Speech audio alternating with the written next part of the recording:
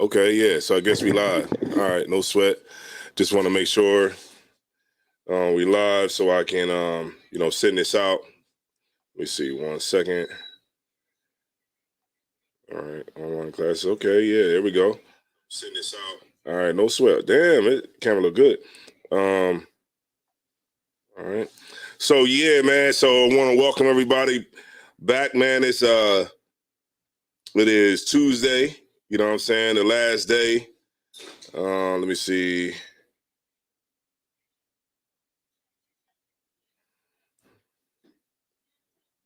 The last day of the month of January, you know what I'm saying? So we're gonna go ahead and get started on everything, you know what I'm saying? This is the ISUPK Brotherhood and Sisterhood class. So look, if you got questions, get your questions in.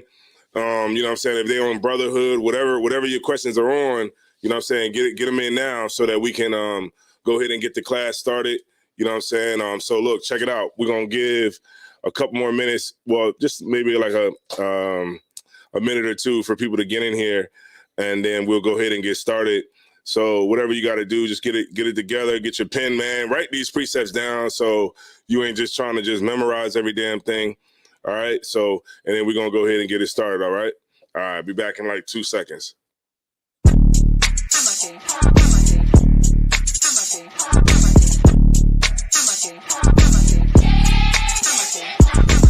Get down here to class, 1232 North King Street, Wilmington, Delaware. Shalom, Lord in Christ, to my brothers and sisters, man. Y'all need to come down to 1232 North King Street, where the truth resides, man. ISUPK Delaware. We definitely representing doing some big things. 202 North DuPont Boulevard in Smyrna, Delaware. That's right. You know what I mean? Come and be a part of this rising thing that we got going on here in Delaware. I hear everybody claiming that they love the Lord and love God and all that. Well, get in here and show it. You know what I mean? The scriptures say faith without works is dead. So if you ain't doing nothing, your faith is dead. So get up and do something. What you need to do is get your ass up and get in the class. You understand what I'm saying? You ain't doing nothing else. You're sitting home wasting time. Everything is going on around you, and you don't know how to compartmentalize these things. You understand? I'm on my way to class right now, like you should be. You know what I'm saying? Class don't stop for nothing.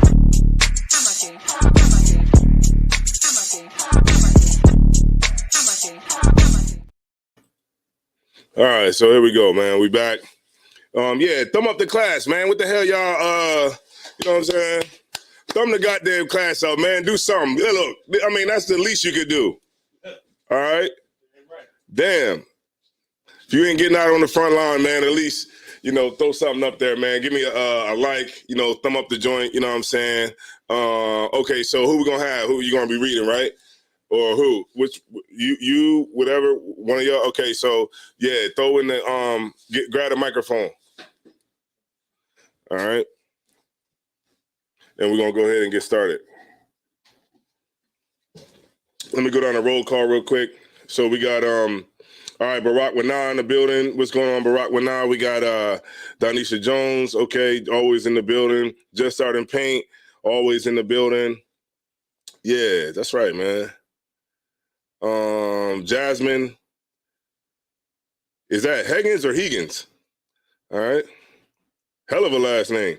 Zanyala. All right, Zanyala. Checking in from Chicago. Trooper Tazawa. All right. Shalom, Yahaba Shemil Shabbat Kathara. You. I don't know what the hell. Okay, what's that say? Misfit? I'm not sure. MJ, yeah, something like that. But shout out to you too. All right. Ma'adina.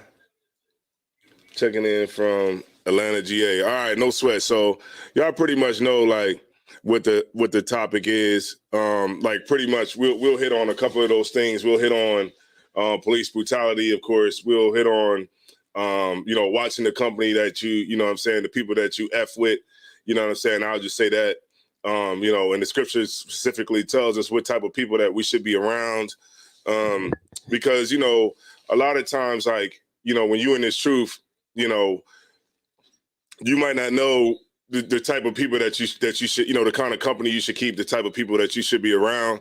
And it's good to know that, you know what I'm saying? Because a lot of cases when you try to, go back to, hanging with people in the world and, doing all those types of things, trying to,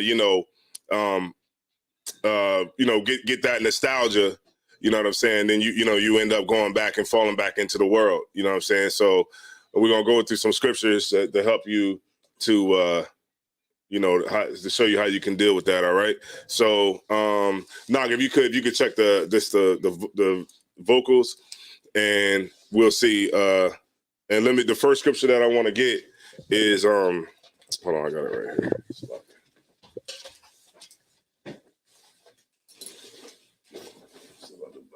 All right. One West online classes. All right. All right, here we go.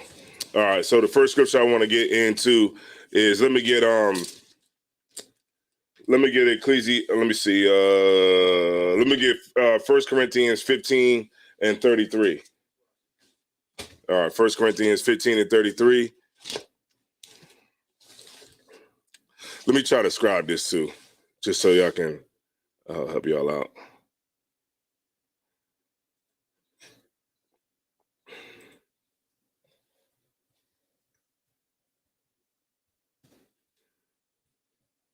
All right. Yeah. In the book of 1 Corinthians chapter 15, verse 33. Okay. Be not decisive. Hold on 1 second. You said it's 1 Corinthians, right? Yeah, 1 Corinthians 15, 33, you there? All right, so yeah, read that one more time. 1 Corinthians chapter 15, verse 33. Mm-hmm. Be not decisive. Be not deceived. Oh, it's like it. Keep going.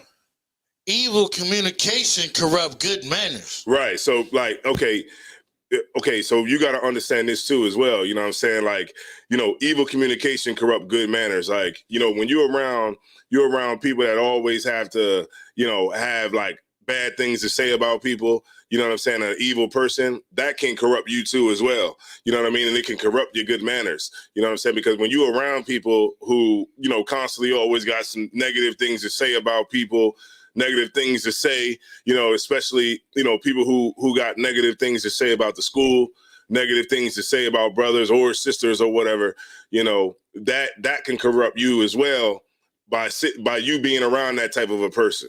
You know what I'm saying? And, as you see, like in this truth, you're going to run across all different kinds of people, you know what I mean, in the truth. But, the type of people that you want to associate yourself with is people that have good manners, right? We're talking about brotherhood and sisterhood here. You know what I'm saying? You want to surround yourself around people that's not going to, corrupt you, by you being around them and you consistently, wanting to be around those, types of people. And then also too, let's take it off of the truth and let's just go for the world. You know what I'm saying? Like, you don't want to be around those types of people in the world too as well.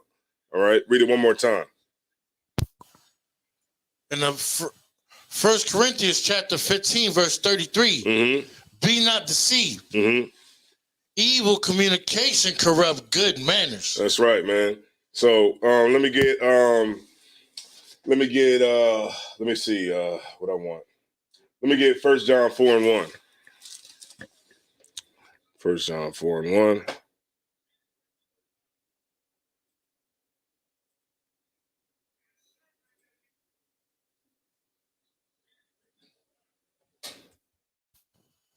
In the book of 1 John chapter 4, verse 1.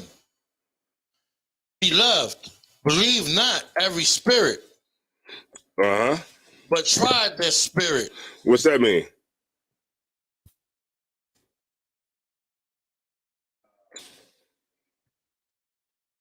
Don't believe, like, basically, don't believe what a brother's saying in that spirit, because that might not be what it is. Okay, so you want it. So it says to try the spirit, right? Yeah, that means like you should go see her on your own. Right. Like, right. You wanna, okay. When it comes to like, okay, like even like the company that you keep, you know what I'm saying? Like we're here in the school, ISUPK, right? So when we go out and we tell people that they should, to get their life together, they should, come into the school, come into the truth, right? But what they want to do is they want to try the spirit, you know what I'm saying? They want to see what we're about, you know what I mean? And see if the things that we talk about, if we really stand on those things, you know what I'm saying? Read it one more time for the top. 1 John chapter 4, verse 1. Beloved, believe not every spirit. Right, because I'm going to stop you right there. Because remember, there's a lot of fools out here. A lot of fools, man. And you'll be surprised, man, how many people listen to fools all damn day. I mean, you got fools with followers. People that are so, and then what does that say about you? If you're a follower of somebody that is a clear, dumbass. And, so what does that even say about you? You know what I'm saying? But there's a lot of people that follow, people like this. So like the scriptures is saying, not to believe every spirit, right? But go ahead. Kind of a concert.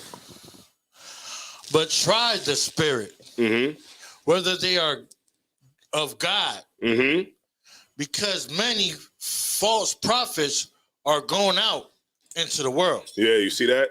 It's a lot of false prophets that went out into the world, man. You know what I'm saying? And this is how we have to, if we are to, move forward, we have to be able to understand these things, you know what I'm saying? So that we're put in the best possible places, you know what I'm saying? So that we can fix ourselves, because you can't fix yourself if you just following after some nut on Facebook or some nut on YouTube, right? The scripture said that you have to try the spirit, right? Because there's plenty of false prophets that's out in the world right now. And guess what? And what else they doing? Telling you to vote. I watched this thing. You ever see that called? They got it on there right now called the 1619 Project. It's on Hulu, and it's the lady who wrote the book. But they actually took the book. Remember, you ever heard of the 1619 Project, the book? Well, they got a book called the 1619 Project, and I guess it's like, I actually got the book. It's a brand new book. I haven't even opened it up. I just like kind of looked at it, I bought it, but it wasn't something that I just, started reading right now. But it's about like, I guess like the way from 1619 to up to now. But in it, there was pastors on there like basically telling people that they should go and vote. That we got to vote. We got to, do our part. We got to have our voice. You know what I'm saying? And you see what happened with that was, people were, or people are following these types of people, and they're, and that those people are, false prophets, because it's like, how you got, what's it called?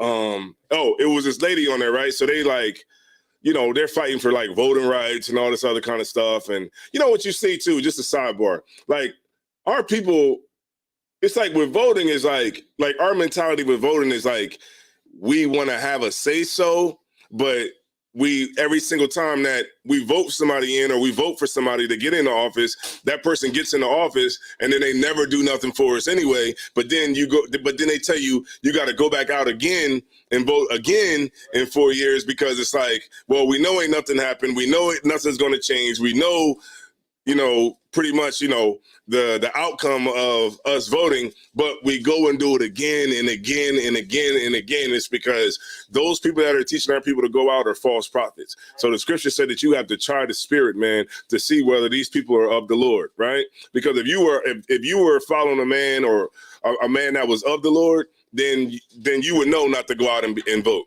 You would know not to keep trying to do the same things and trying to, try to get some sort of change that's never ever going to happen. You know what I'm saying? Because if you followed a man that was of the Lord, then he would not be telling you to go out and vote. All right.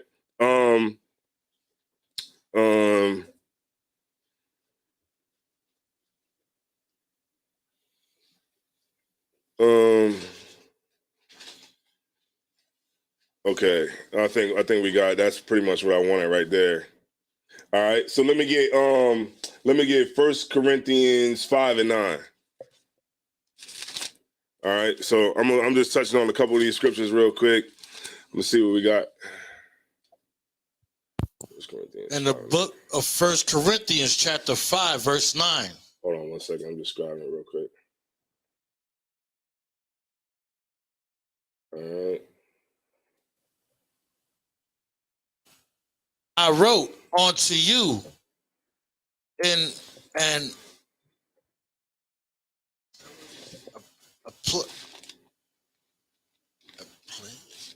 Okay, we'll see. 1 Corinthians 5 and 9.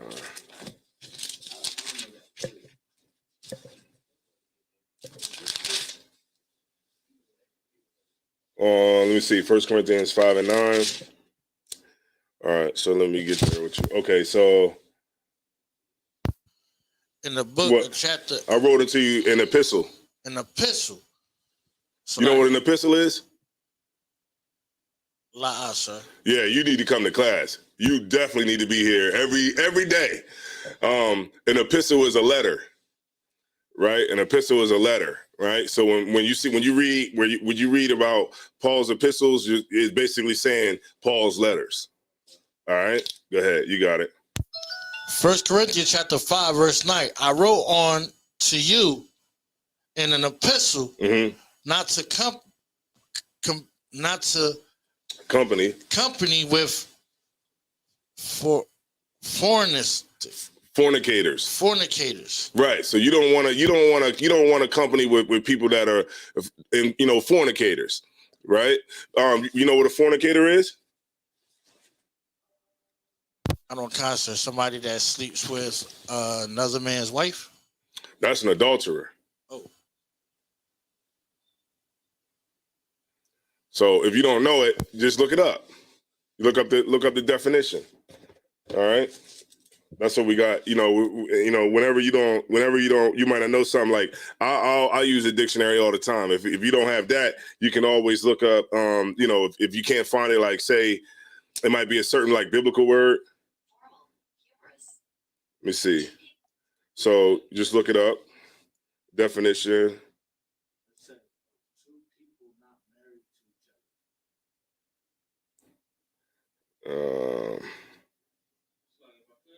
Yeah. Yeah. Right. Unlawful sex. So it would be like if you having sex with like a dog, or well, I guess that would be bestiality, but I guess it would be all. Yeah, it'd be all unlawful. So it just encompassing all of that. So two men, another man's wife. Go ahead. We say outside your race. Different things like that. So you wanna not keep company with people like that does that. You get my point? So think the world, right? And then think the truth. So you're in the truth, right? So think the world. So in the world, you don't want to hang with people like that. Just going out all night, getting hoes. You know what I'm saying? Getting white girls and bringing them back to the crib. You don't want to do that. You know what I'm saying? You don't want to go with cats and roll with cats that are, getting Asian chicks and, cats that's bringing other dudes, girls back to the crib and getting it on. So you don't want to keep company with those types of people. Go ahead. Salaki, being a fornicator is just having unlawful sex. Yeah. Go ahead. Also saying fornication is like dealing with other guys. So right. Like that's spiritual fornication. Right. So right. So then you got like spiritual fornication, like, praying to other gods. You know what I'm saying? What was the other one? Yeah, smoking weed, different things like that. You can read in the scriptures about that too as well, like spiritual fornication, and then also, unlawful sex. So that's what you want right here. All right, go ahead, keep going. Verse 10, ye not altogether. Yet not altogether with the fornicators of this world, or with the covetous or extortionists, or with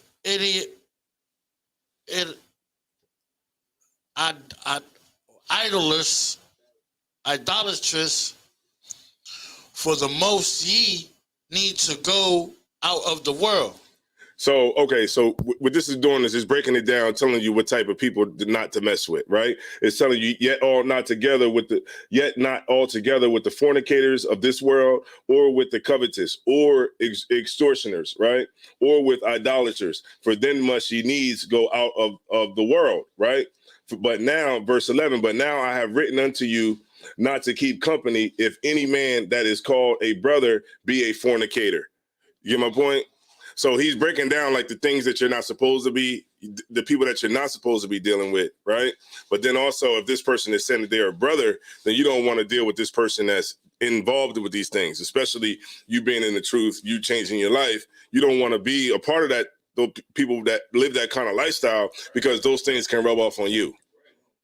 You get my point? There's so many brothers that come into the school, they come into the school early on and they still try to keep company with fornicators. They still try to keep company with idolaters, people who, smoke weed. You get my point? And when they do that, when you're new in the truth, or a sister that's new in the truth, and she want to, be around those types of sisters that's in the world, because she's trying to kind of do both, what's going to end up happening is she's going to leave, because those things that they're doing is going to rub off on her. All right. Let me see. Or an idolater, or a railer, or a drunkard, right? So you don't want to roll with people that get drunk all the time, because what could happen is you could you could get into something at the club or whatever behind somebody being drunk. What's a railer? A railer is a person who it says to express criticism in bitter, harsh, or abusive language. So a person that got a loud mouth, you know what I mean? The people that's always got a bunch of, lip service all the damn time. You don't want to be around those types of people or keep company with those types of people, because those types of things rub off on you. All right. So you gotta be careful with the company that you keep. All right. All right. Let me see. Where was that at? That was 5 and 9. Okay, so we keep on going down. All right. Keep going.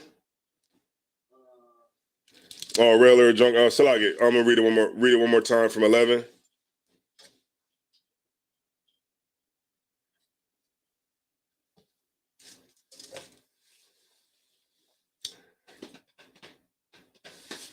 Proverbs 13. You said read it from 11? Yeah. Verse 11.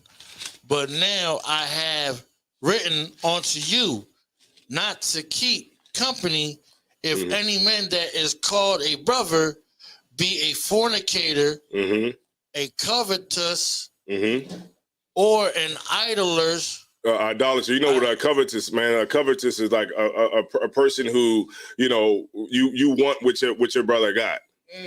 And you'll do whatever it takes, like, to get it. You that type, like a hater. You get my point? You covet, you covet like what your brother has. You the type of brother who, if I could say it in today's terms, you would be, a hater, right? You don't want to deal with brothers like that, because it can rub off on you. So, and what this is talking about is watching the company that you keep. Watch the brothers that you're around. Like, don't think that, you could just go back and, you could just now, okay. Now, does it mean that you can't talk to people like that? No. You know what I mean? It's cats that's on my block that, they're fully in the world. You know what I mean? I can go up and I can rap to them. You know what I mean? They be like, yo, what's going on? I'm like, yo, all right, I'm on my way down to class or whatever. And you could deal with a brother smoking weed right there. You know what I'm saying? But it's the company that you keep. That's what you want to watch out for. If you a brother who got an issue with weed, you don't want to hang around niggas smoking weed. You get my point? But then it's like this brother who's talking to me, yeah, he's on the block, he's doing whatever he's doing, but at the same time, I'm not going to keep company with him. So I'm not going out to the club with you. I'm not going, hey, yo, we got these bros at the hotel. Yo, you coming through, you swinging through? No, I'm not chilling with y'all. You know what I'm saying? I'm not, these brothers drinking all night and drunk and everything, because what could happen? I could get caught up in something behind hanging out with them. All right, it's blurry, Knock. Okay. All right. All right, no sweat. I think that was good, right? I think you could drop that, right? So let me get Proverbs 13 and 20. Let me get Proverbs 13 and 20. Then we're gonna get into this Kind of a concert. 13 and 20. In the book of Proverbs, verse 13, Salaki, in the book of Proverbs, chapter 13, verse 20. Mm-hmm. He that walketh with wise men shall be wise. Right. And this is what you always want to do. You know, if you know you want to get under men who have understanding. If you a sister, you want to get with sisters that have understanding. You don't want to, be, in the school, and then as soon as the sister come in here, a new sister, you trying to get counsel from a new sister. You know what I'm saying? You don't want to live like that. You want to be around sisters who've been in the school for a while. If you're a sister and you want to get, you want to talk to a sister about some things, because sometimes, sisters might need to just talk to sisters because maybe they might have certain issues they might not want to discuss with a man. But if you are going to go to a sister, to get some counsel, then you want to make sure that this sister is a wise sister. All right. Go ahead. Keep going. Verse 20, Proverbs 13 and 20. Proverbs chapter 13, verse 20. Mm-hmm. He that walketh with wise men shall be wise, Mm-hmm. but a companion of fools shall be destroyed. Right. That's what a lot of brothers in the world try to do. They try to be a companion with fools. And that when you in this truth for a while, man, you cannot be stupid. You know what I'm saying? Like, well, you can make stupid decisions. Don't let me get that. That's not I'm talking about, when if you make a decision to, follow after somebody foolish, then you can't be mad when, you get a foolish outcome, right? Because the scriptures is telling you to be around wise men. You know what I'm saying? And this is where we fall at. You know what I'm saying? Go ahead. His mic was off the whole time? God damn. All right. That's why ain't nobody in here. Hold on.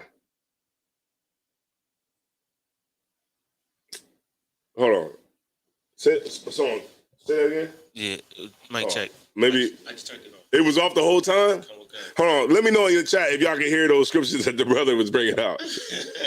God damn. All right. Just roll with me for a little bit. All right. So you got to watch like the people that you're around. You got to watch the company that you keep, and you got to watch these things, man, because at the end of the day, it's all about like the kind of wisdom that you're going to acquire. You know what I'm saying? And ultimately, that's what'll make you better. You know what I'm saying? Let me get Proverbs 22 and 24.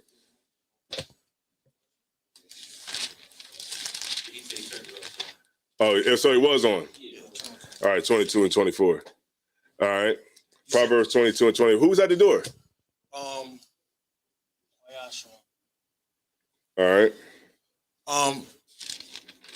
Proverbs chapter 13, verse. No, read 22 and 24. Chapter 13, right, sir? No, Proverbs 22 and 24. Oh, Salaki. Nah, I'm 12. Proverbs.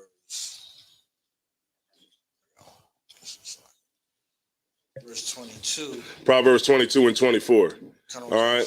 Shalom, Lord Christ. That's what I'm talking about. See how this brother bust through the door? That's how you got to come to class, man. You gotta. That's how you gotta do it. You gotta bust through the door.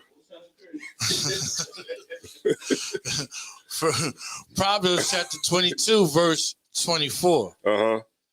Make no friendship with an angry man. Right. Because, that could mess up your manners. You know what I'm saying? Like, a brother that's mad all the damn time. You don't want to make you know what I'm saying? You don't want to make a friendship with that brother because guess what? What can happen? We've been saying it all night. It could what? Rub off on you, sir. Right. It could rub off on you. You know what I'm saying? You don't want to be with that type of brother that's always mad all the time. The minute y'all go in the club, this brother talking about niggas staring. You don't want to be around a brother like that. Sisters, you don't want to be around a sister like that. Every time, you talk to this sister, she got an op. Everybody's her ops. You know what I'm saying? You don't want to deal with people like that. Life ain't that. I mean, damn. You know, it's so many people with ops. It's just ridiculous. It's like, damn. Okay, well, what you do? You know what I mean? Like, what you do, sis? She got an op. Everybody's her op. Everybody's hating on her. Like, yo, man, what's up, sis, man? What you do? You know what I mean? That's just her. That's just a work at damn KFC. Talking about she got people hating on her. Man, ain't nobody hating on you, man. All right. Read it one more time for the top. 24. Make no friendship with angry men, and with furious men thou shalt not go. And with the furious man thou shalt not go. Meaning, like, don't deal with these types of brothers, man. Don't deal with those types of sisters. I used to know sisters like that all in the hood. You know, that always had a problem, always was ready to fight. You know, you could always tell those types of sisters. They got them scars on their face. They just always ready to fight. It's like, man, just sit down some damn where, man. Go get you a man or something. You know what I mean? She just always got an issue with something. You don't want to be around those types of people. Those types of people you want to roll. All right? You want to lead. So I just wanted to, you know, go through some scriptures, man, just to help brothers out, man. I think I'll pull one more before I go into my my whole topic tonight, which is you know, I want to go into this police brutality thing, but Proverbs 12 and 26. Book of Proverbs, chapter 12, verse 26. The righteous is more excellent than his neighbor. Right, meaning this, man, like, you know how like we fight over, we fight, like when you got brotherhood, man, you fight over, you know, me giving you something. You know what I'm saying? Like, you know, like a brother like, yo, you know, here, you break the bottle open. You like, nah, you go ahead, you know, you slog it, you go ahead and break the bottle. And it's like, nah, man, you go ahead, man, you know what I mean? And that's how we gotta be with our brothers and our sisters, man. You gotta be more excellent than your neighbor, man. You know what I'm saying? Like, you want to be that type of brother that's, you know, hey, man, you know, you go first. Nah, you go first. Nah, man, I insist. You go first. And the brother like, please, you got it. You know what I mean? Like, you want to be more excellent. Go ahead. But the way of the wicked seduces them. Right. So that's how that brother's trying to bring you down. Figure out a way to bring you down. You don't want to be like that. You know what I'm saying? And all these things that we went through just this far, all those things that we went through just now, you know, is the things that, you know, would help out our brotherhood. You know what I mean? Would help out our sisterhood if we applied these things, right? And so if the police officers, black police officers, would apply these things, right, then maybe they would treat their brother better. You know what I'm saying? And this is why we get this whole thing with, you know, the Tyree Nichols case, is because, you know, you have black police officers that have zero brotherhood, right? They have the zero brotherhood on how to deal with their brother. Now, even like it's coming out now, like the videos where, you know, the brother was, the cop was taking pictures of the brother or something like that. And it really was stemming from him messing with his ex or something like that. Yeah, his ex-rib. And then you see, you know what I mean? And so this fool is going to take a damn picture and send it to the girl of him beat up. You know what I mean? Like, that's ridiculous, man. You know what I'm saying? No brotherhood at all. But let me tell you something, man, about these black cops, man. Let me see. Koyashwan, if you could grab for me, please. If you can grab, let me see. If you can grab Psalms 10 and 8, the water. And so, you know, and this is what I want everybody to understand about these police, man. These black police officers, man, need to throw that damn badge away. You know what I'm saying? They need to throw that damn badge away and join the brothers of the Lord, man. Join the ranks of the Lord. You know what I'm saying? Get in the army of the Lord. That's what they should do. You know, we got brothers in here that was police officers, you know what I'm saying? But they threw that damn badge in the trash and they joined the army of the Lord. You know what I'm saying? Like, and that's the stance that every brother should take. You know what I'm saying? Because look, man, when you a black police officer, you're supposed to be in there taking care of your brothers. That's the point of you being there. When you go to those Jewish communities, man, that are in like Brooklyn, those Jewish communities, they have cops too. and they understand that they have to have policing, right? But they put a Jewish person in there that's going to ride around with the white cop. You get my point? So that they can be the liaison between their community and Esau. Well, they're both Esau, but you get my point. Right? In Chinatown, they understand that they have to have policing, so they'll have a Chinese police officer that's going to ride around with the white police officer when they're policing Chinatown, because they're going to be the liaison between their community and the police, and they're there to watch, to make sure that their people don't get harmed, or police brutality is committed on their people. Right. That's the point. So if black police officers are in the police force, they're supposed to watch out for us.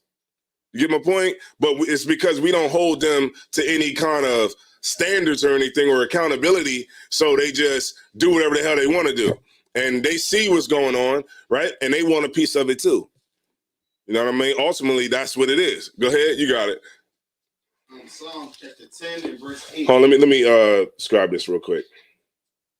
Psalms 12 and 8. I'm just trying to. 12 and 8, right? No, 10 and 8. I'm sorry. Salaga. Psalms 10 and 8.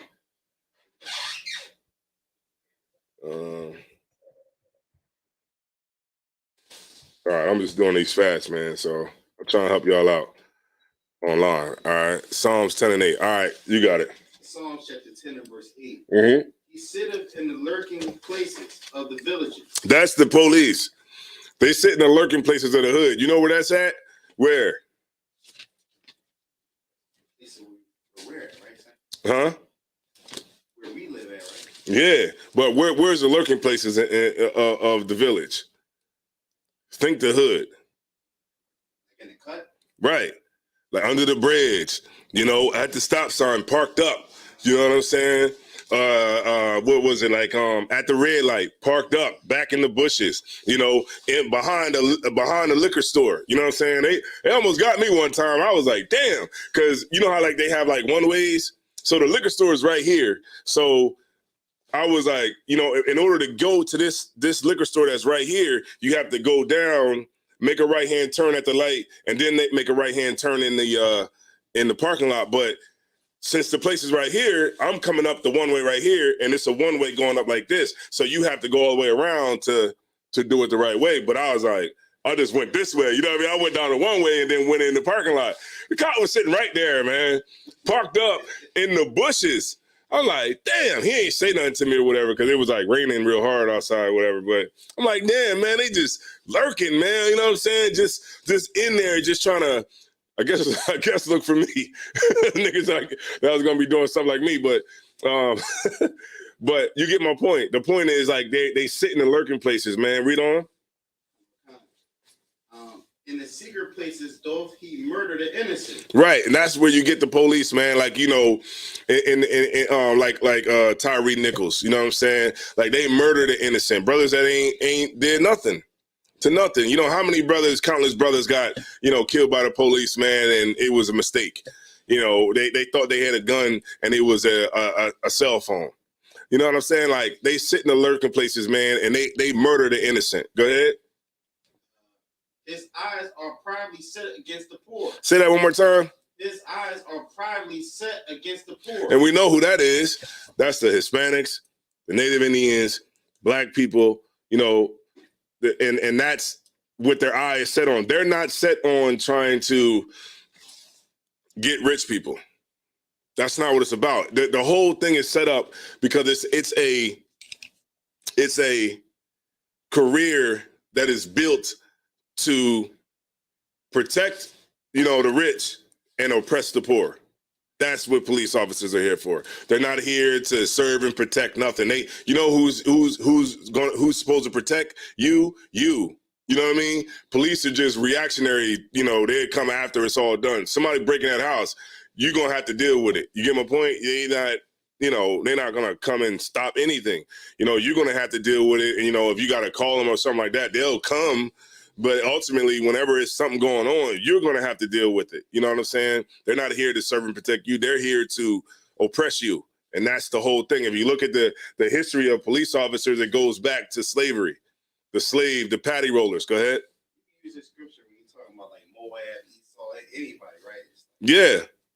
Right, because their heart is probably set upon the poor too. Where you think Moab is going at and putting they restaurants? You know, they got restaurants right in the hood because they set their heart on the poor because okay. With you talking about like say with Moab, like as far as Like if you what's it like their restaurants or whatever, right? Like let's say you're at camp and you will never trust that enemy, but you want to take it even further. Would you take them here? Like why you shouldn't? Yeah. Okay. So yeah, Moab is one of your enemies, right? Yeah. Yeah. So yeah, all throughout the scriptures, it's always been Moab. It's always been Ammon. It's always been Esau. You know what I'm saying? They have always been an enemy to Israel. So yeah, you know what I mean? But you have to know how to flip it though. You know what I'm saying? You have to know how to flip it. But go ahead. Verse 11. But this here is talking about, you know, that enemy, man, that's there. They sit in the lurking places, man, just to see who they can, you know, devour, is to see who they can, you know, kill. You know what I mean? And that's we're talking about this. We're talking about the police. All right. Go ahead. Verse 9. He lieth in wait secretly as a lion in his den. Mm-hmm. He lieth in wait to catch the poor. To catch the who? To catch the poor. To catch the rich. Catch the poor. Right. Now you see. That's oppression. Like when you look in you look in the hood today, man, the whole thing is set up for oppression of black people, Hispanics. You go in the corner to the liquor store, it's East Indians, Arabs in there, right? The sisters go to the beauty supply store, who's in there? The Koreans, Japanese, the Chinese. You go get some food, some chicken wings or whatever, fried rice. The Chinese is in there. You know what I'm saying? You go to the gas station, it's East Indians in there, Arabs in there. You get my point? You go up across that line at the stoplight. You go across that line, that camera's there to snap your license plate. You know what I'm saying? And then on top of that, you got the police that's sitting in the lurking places, waiting to see who they can catch. You see what I'm saying? Like the whole thing is about oppression. That's the whole thing is set up like that. The whole inner city is set up for oppression. That's it. And if you live there, then you're under oppression too. You know what I'm saying? Yeah, some people get to make it out and go other places, but the majority of black people, Hispanics, are right there, having to deal with it every single day. And they're there. You ever notice that police don't fight crimes? They don't even, they'll just sit at the light all day, just sit at the light and just wait for you to go to you know what I mean, to act like you want to go 35 in a 30. You know what I'm saying? Like they're not there getting people who are, you know, criminals. They're there getting people who go to work every day. You know what I'm saying? The niggas is in the house. They in the house. They sleep. They ain't on the road going up at 6 o'clock in the morning going nowhere. They in the house sleep because they've been up all night. But you know who is going to work? Brothers who is trying to go to work, sisters that's trying to go to work, and there you go, a police officer bright early in the morning, right there to pull you over before you go to work, so they can hand you that $200 and some ticket. And then not only that, once they give you the ticket, and then your insurance comes up, and you try to re-up on your insurance for the new term, they're going to run a new check on you. You know what I'm saying? And they be like, "Oh, you got a speeding ticket. Okay, your rates go up." So it's like everybody is there to oppress us. You know what I'm saying? At the end of the day, go ahead. I don't want to go off topic, but let's say you is on the corner and somebody hear that, I'm like, all right, well then how we stop it? You telling me all this thing? Or how we supposed to? Well, it's how you stop oppression. Yeah. How you stop oppression is by coming back to the laws, the statutes, and commandments. That's real simple. You know, not being trying the same things that the scriptures is telling us. Stop trying the things that the scriptures is telling us not to try. You get my point? Like trusting our enemies. Like you see, and I'm gonna give you a scripture to help you out with that. Matter of fact, let's finish this up and I'm gonna give you the scripture, all right? Let's go to 10, right? Verse 10. He croucheth and humbleth himself, that the poor may fall by his strong one. Right. What does that mean?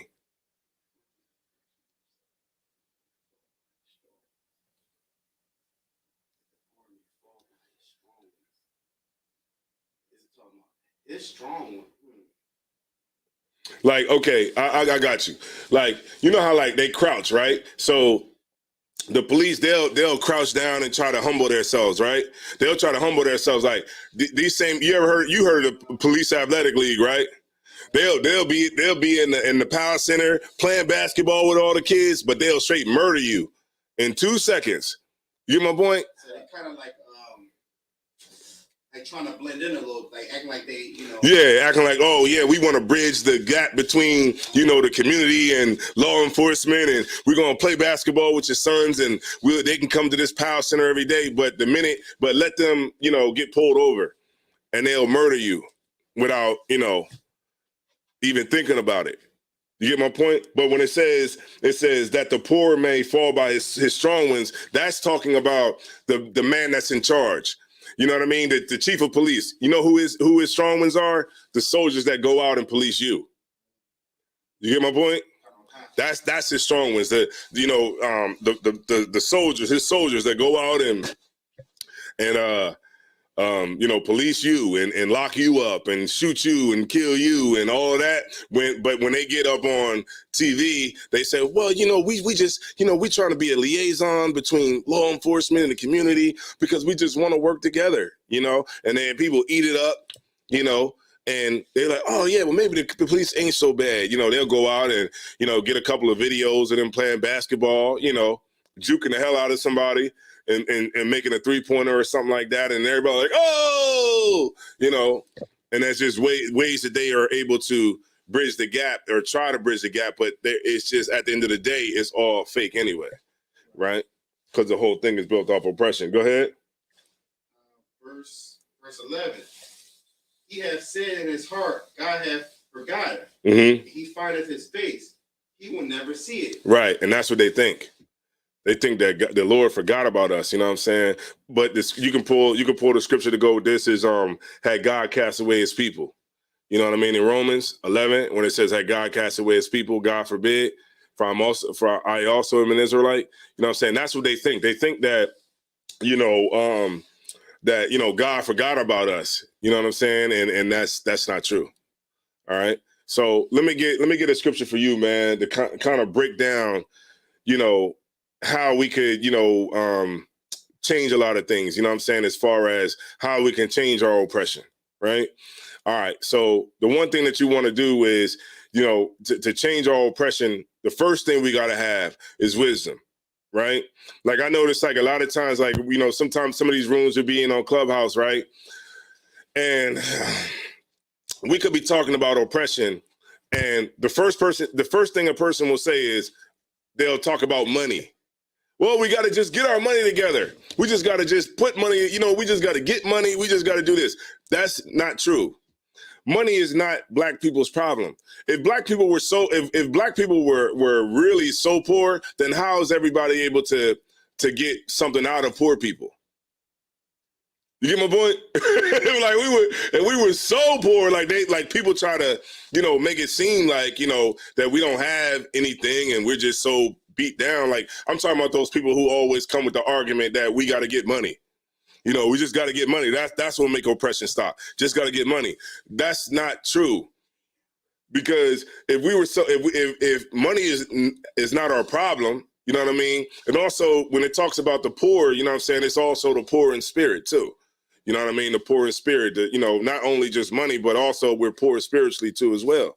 But, you know, they claim to say, well, we just got to get this money. We just got to get this money. And we just got to come together. How the hell are you going to do that? Who we going to come together with? You? Oh, so okay. Who we going to give our money to? You? So you could run off and take everybody's money and go shoot the Ghana or something like that? And nobody ever hear from you again? No. You have to have wisdom. You know what I mean? Wisdom. You got to have the wisdom is the laws, the statutes and commandments, man. That's how you're going to stop oppression. The minute we inflict our wisdom along with money, right? Then we could actually get something.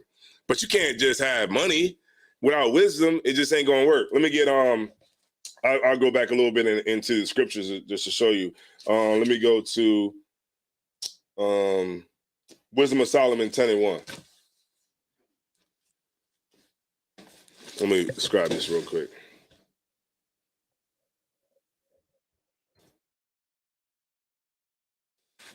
One.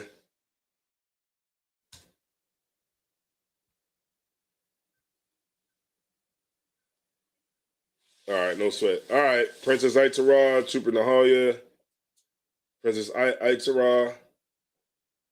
Okay, that's saying sister. All right, no sweat. Young man Meech. All right, Meech. Princess Kadawa, ICBK Florida. Big Main, Shalom to you. Tamika Shanta. Let me see. Yada Dearly Loved. T. Curry, Lake Charles, Louisiana. All right, no sweat. We got Thashiyam in the building. What's going on, Thosh? My nigga Thosh. All right, you got it. Wisdom of Solomon, chapter 10 and verse 1. Uh-huh. She preserved the firstborn father of the world. All right, what's the she?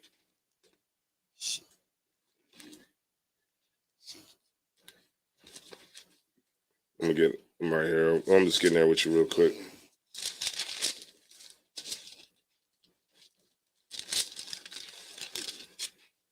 Is that talking about Mary? No.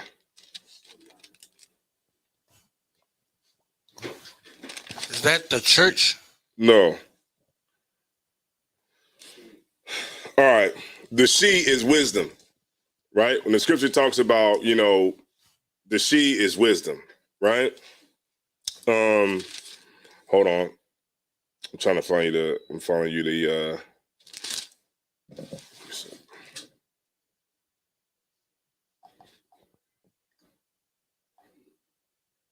all right.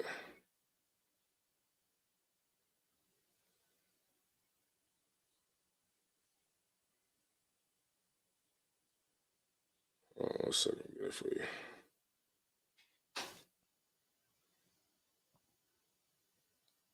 Oh shit, I set up.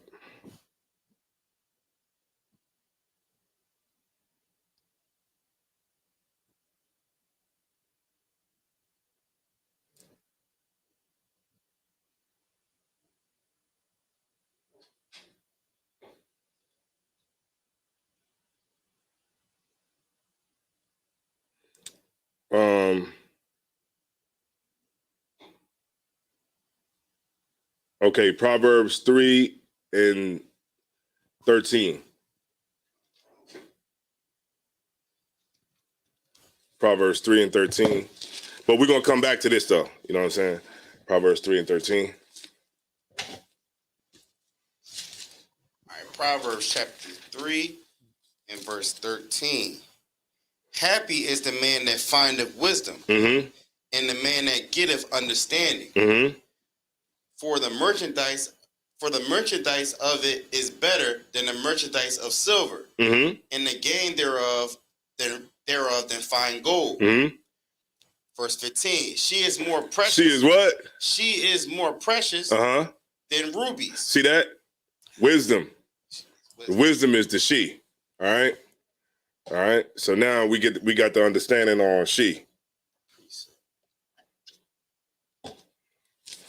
All right. So now we can go back to Wisdom of Solomon 10 and 1. Okay.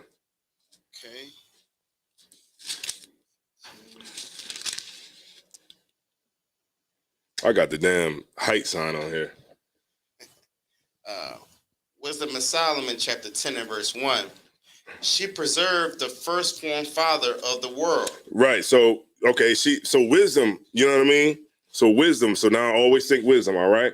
So she preserved the firstborn father of the world that was created alone and brought him out of his fall. That's talking about Adam. Right. Let's talk about Adam. Right. So we're going to go through a little history, right, about wisdom. Okay. Go ahead. And remember, this wisdom, it brought Adam out of his fall, right? Because that's when he got the breath of life, right?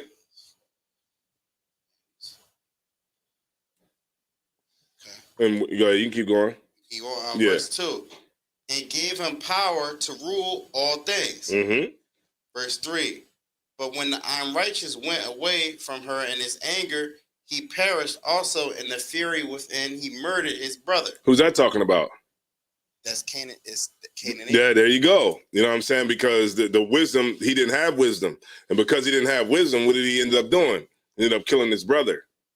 Right? And that was Cain. So we're going through a little history on wisdom. All right? Keep going. Verse 4. For whose cause the earth being drowned by whose cause the earth being drowned with the flood? Wisdom again preserved it, and directed the course of righteous in a piece of wood of small value. Who was that talking about? That's Noah, right? Right. Noah. That's Noah, right? Because remember, Noah, he stuck with the Lord. You know what I'm saying? And because he stuck with the Lord and he had wisdom, then he was able to get saved. You know what I mean? On a small piece of wood. You know what I mean? He was able to live, him, his 3 sons, and their 3 wives, and his wife. You know what I'm saying? Because of wisdom, they were able to live. Right? Keep reading. Verse 5. Moreover, the nations in their wicked conspiracy being confounded, she found out the righteousness and preserved him blameless unto God, and kept him strong against his tender compassion towards his son. Who's that talking about? That's You want it, man. You got it. You done broke down the whole damn thing. Go ahead. Abraham. Remember with his son Isaac, right? And then remember, because like even when you read it, it says, moreover, the nations in their wickedness, conspiracy being confounded, she found out the righteous, right? The wisdom found out the righteous and preserved him blameless unto God and kept him strong against the tender compassions towards his son. Remember when he had to sacrifice Isaac, right? Keep reading. Verse 6. When the ungodly perished, she delivered the righteous man, who fled from the fire which fell down upon the 5 cities. Who's that talking about? That's not that's what I was. Lot. No, what we breaking down is wisdom. You know what I mean? Because like that's what you said. How can we get oppression to stop? When I'm breaking down to you is that we can overcome anything with wisdom. And I'll show you some of the wisdom like in the scriptures that we go against, that we don't hold fast to, and because of that we stay in oppression. Like the scriptures say that we will be above all nations if we kept the commandments, right? And then it said if we don't keep the commandments, we're going to be below all the nations. Think of the commandments like this. I know it sounds crazy when people say it, when you hear people say it. Okay, the commandments is how we're going to deal with other people. The problem is we might have money, but we don't know how to deal with people. We're people that don't know how to. We don't have group cohesion. You know what I mean? We don't know how to not get on the other end of the butt end of the stick. Go ahead. So it's like they threw us on a basketball court. We don't know the rules. Right. Nobody know their position. Right. So how the hell is we gonna get an organized game going? Right. Niggas don't know their own. Right. You got niggas over here playing horse. You got niggas over here playing 3-on-3. These niggas is playing touch football. These niggas, they ain't supposed to be on the court. These niggas playing touch football. These niggas over here spray painting. These niggas over here smoking weed. It's like, nah, we all supposed to be here for a game. We're not, you know what I mean? And everybody else is playing though, you know what I mean? All the other nations, they playing ball. They dunking on us and everything. They going through the leg, you know what I mean, doing the 360 and dunking it, and we sitting there, we don't know what the hell is going on, but we on the floor though, you know what I mean? We on the floor, we don't know what the hell is going on, and that's because we got enough money to be there, but we don't know how to play the game, and that's where we fall short at, because we don't know how to deal with other nations. You know, this is the test. Remember, when the Lord left the other nations around us, when we left out of Egypt to prove us, to see if we could do it. The same thing is happening right now. The other nations are around us and we cannot, and we get tested every day and we can't seem to pass the test. You know what I'm saying? And that's why we're still in oppression. If we don't get it together, we will be under white people for another 200 years. And you know, and that's just will be it. The reason that we haven't gotten out of oppression yet is because as a nation we're not fit to rule the nations. We're not fit to rule. That's that. You know, if you can be real with yourself and really, you know, accept that truth, then you be all right. You know what I'm saying? You can work on fixing it like brothers in here do. You know what I'm saying? You can work on actually changing that. But black people like, yeah, we got to come together. How? What you gonna do? What? Okay, so how niggas gonna run the police department? If you can't even not kill your damn brother, you can't even act, you know, like you got some damn sense when it comes to dragging your own brother out the car. So what's gonna happen if niggas was to take over right now and be in charge of the whole police department across the nation for America? You get my point? It would be crazy. Niggas be hustling, you know, grabbing up, you know, the same thing they doing now, grabbing up prostitutes. You know what I'm saying? Up underneath the bridge, shaking down drug dealers, taking their money. You know what I mean? It wouldn't be no integrity, you know what I'm saying, with the whole thing, because we don't have wisdom. We don't regard wisdom. But yeah, but let's keep going.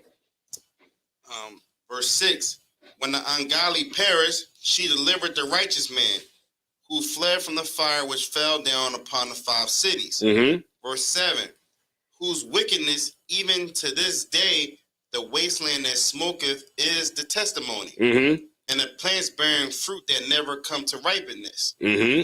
This is the land. This is the area where Lot was at. All right. And a standing pillar of salt is a monument of an unbelieving soul. Right, because remember when Lot had to get out of Sodom and Gomorrah, remember the angel told him, "Look, get out of here right now. The Lord's going to destroy this place. You got to roll. And when you leave, don't look back on the city." What happened? His wife, she didn't regard wisdom. And because she didn't regard wisdom, she what? Died and became a pillar of salt that we can see to this day. You can go to Jerusalem right now and go to where they say, hey, where's that place at in the old Sodom and Gomorrah, where you can go right now and you can get in that water where it's salty. It's real salty.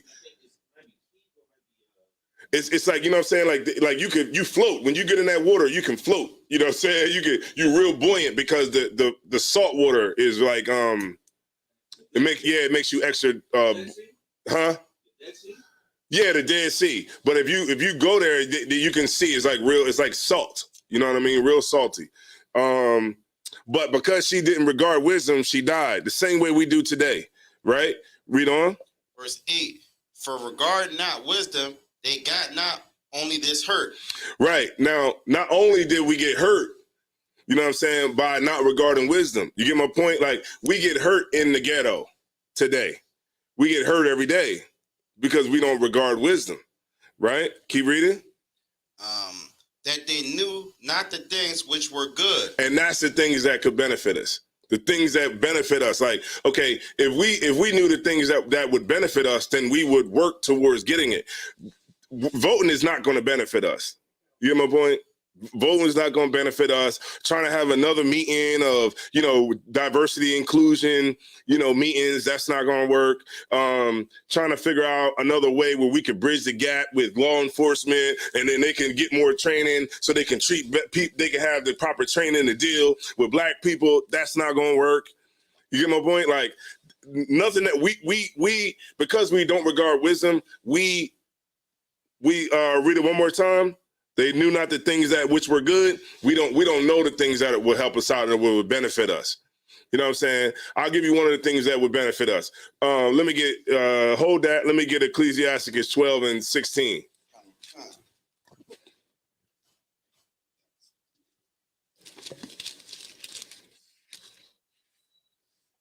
I'm gonna tell you what would benefit us. This is gonna be a real quick solution, which would benefit us.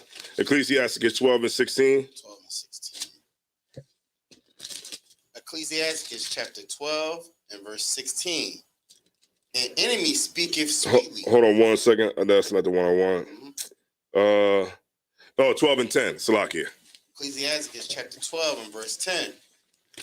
Never trust thine enemy. Say it one more time. Never trust thine enemy. If we knew that and we did that and understood that, we'll be good. But what have we've been trying to do ever since we've read this? We've been trying to prove it wrong. Ever since we read it.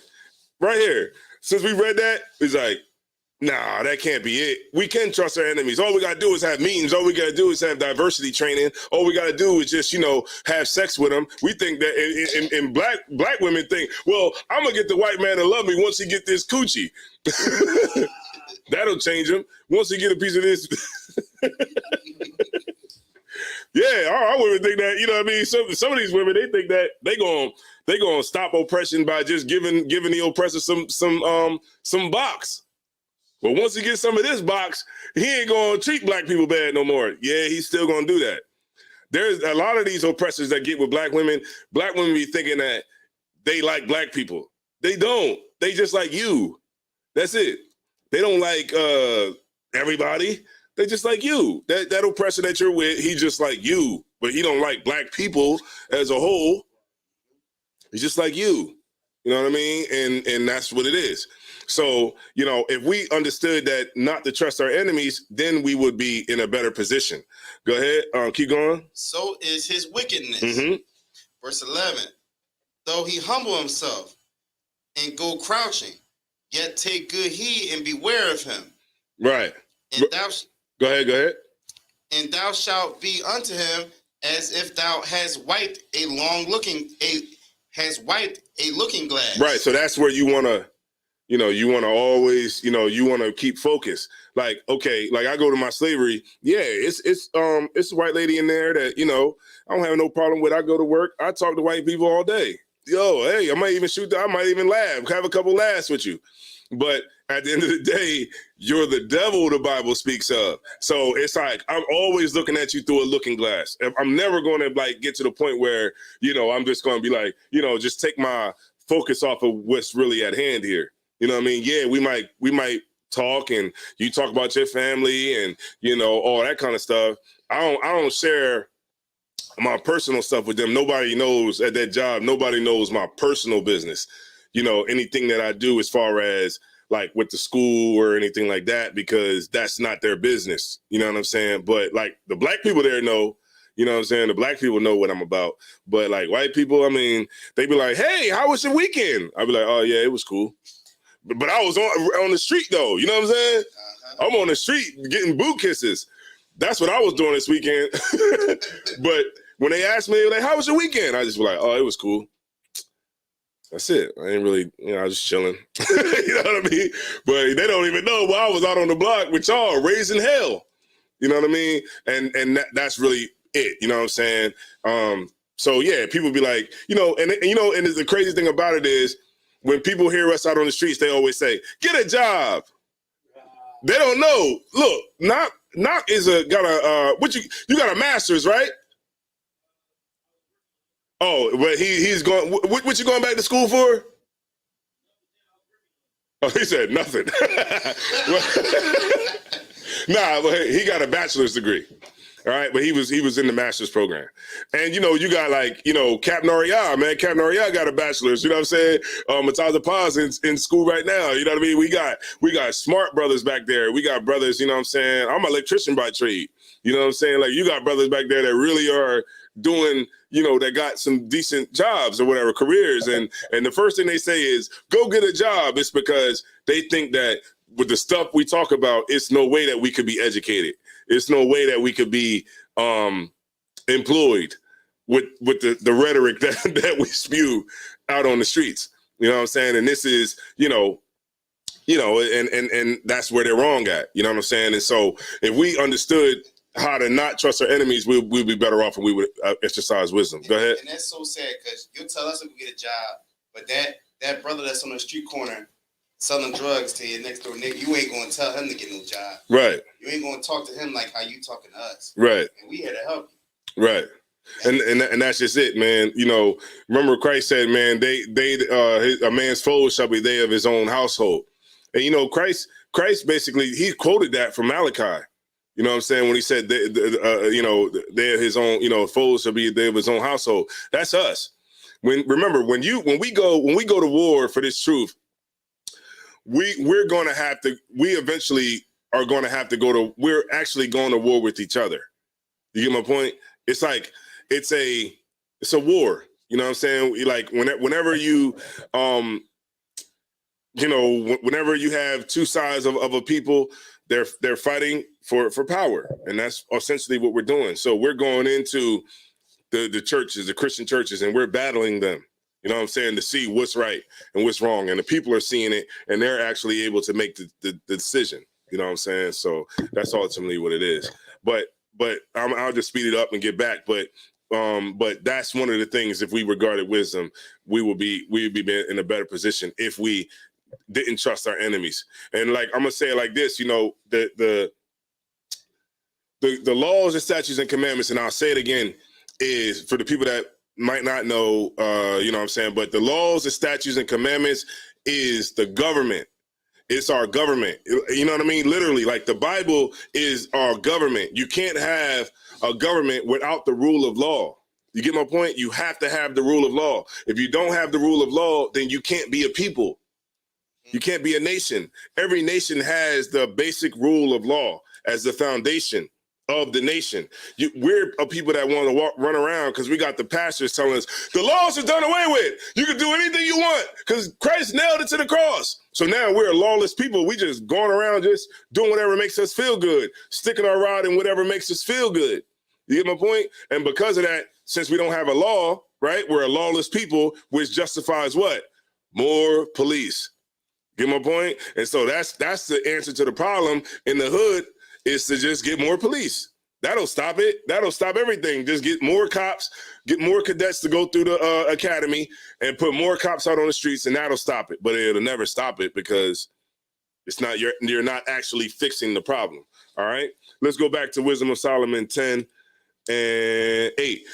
And so, like I said, and then also just one more thing, the commandments is between us and the Lord, right? The laws is between you and I, and the statutes is how we would govern the city, right? It's how we would govern the city through the statutes, you know what I'm saying? Because, that's how you would govern the cities, the townships, the municipalities, all those things. Then you got the commandments, and that's between us and the Lord. The Lord pretty much tell us what he wants. Don't murder, blah, blah, you know what I mean? Whatever the Lord say, we do that. The statutes, and also like how we would do Passover, how we do, the Day of Atonement, you know what I mean? Those are statutes. And then, we have a way that the Lord wanted. And then the laws is between me and you. So you don't see my wife, I don't see with your wife. You don't lie to me, I don't lie to you. You don't steal from me, I don't steal from you. And that's how, we don't trust our enemies. We deal with other nations where we put ourselves first. That's how you got to work. You can't, like a lot of people, they don't understand, because they hear law, statutes, and commandments. So they looking at it like, oh man, that's just some Bible stuff. But no, it's actually the foundation of our nation. And that's why we have it here in the Torah. That's why we have the Torah here, because the Torah is, and that's why we salute it. We salute the Torah because the Torah is the foundation of our nation. And we go away from it, and that's why we in oppression, like you were saying earlier. But go ahead, Wisdom of Solomon 10 and 1. You want to start from the top? No, 10 and 8. I'm sorry. Wisdom of Solomon, chapter 10 and verse 8. Mm-hmm.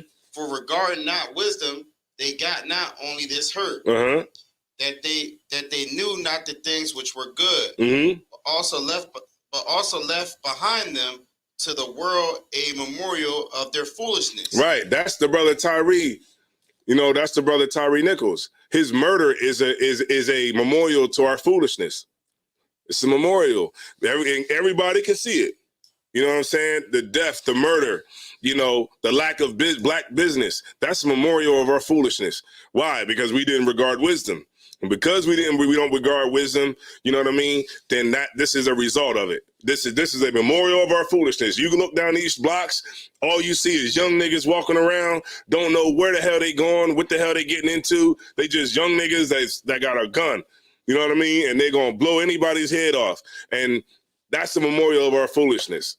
You know what I'm saying? The fact that we don't have black business. If you look up the Department of Interior statistics, man, black business is less than 1%. That's horrible, man.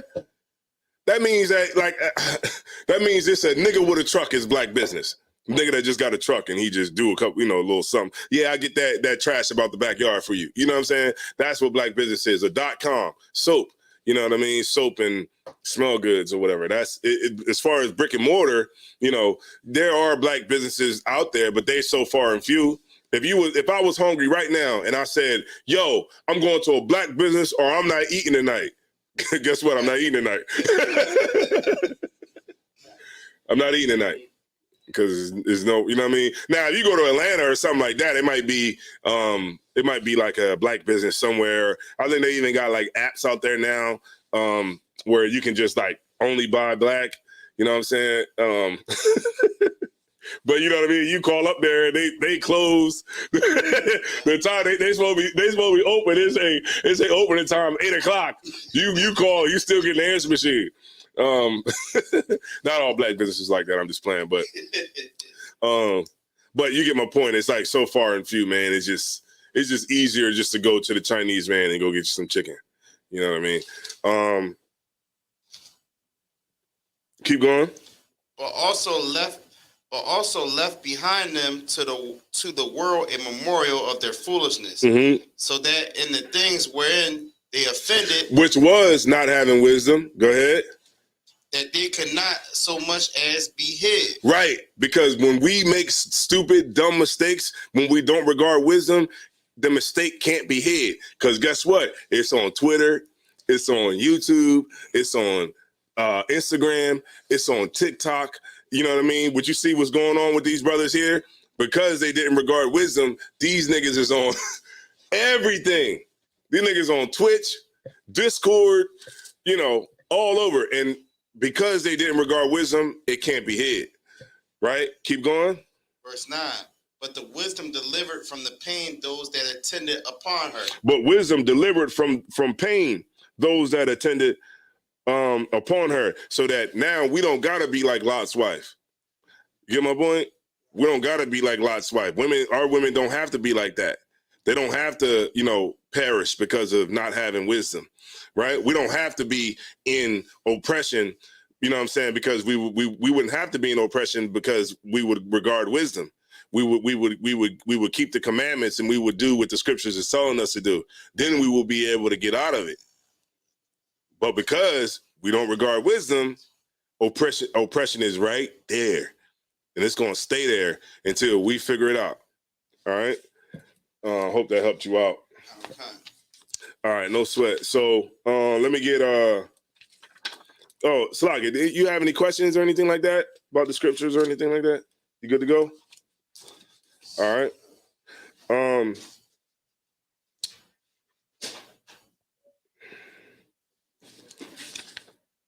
Let me get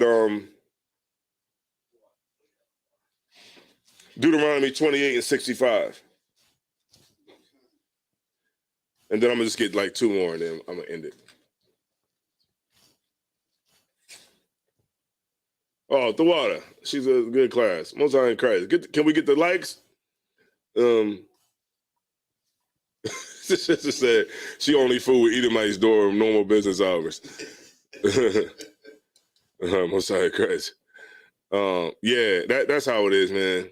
I mean, people be thinking because you know that's not gonna win. Like like you go like to a store, you know,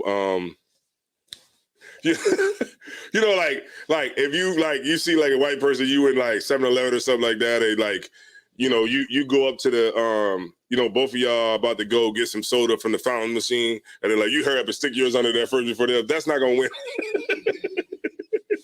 Like, yeah, cracker. You know what I mean? That's not gonna win. You know what I mean? Like little things like that, letting the door shut, those types of things is not gonna win the war. You know what I mean? Us regarding wisdom will. All right. All right. All right, no sweat. Deuteronomy 28 and 65. Deuteronomy chapter 28 and verse 65. And among these nations shalt thou find no ease. There it is, man. There you go. Among the nations, we're not gonna find no ease. You know what I'm saying? That's what we're trying to do. But you see, it can't happen. You know what I'm saying? It's like, hold on, let me see. What was that? Deuteronomy 28 and 65?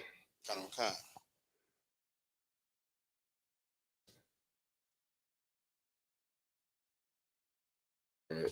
Trying to describe it for brothers.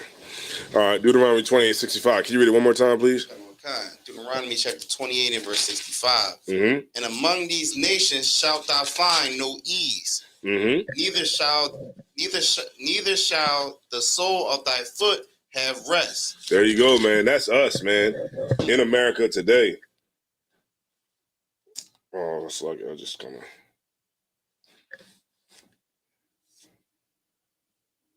When it's like, oh, okay, here we go.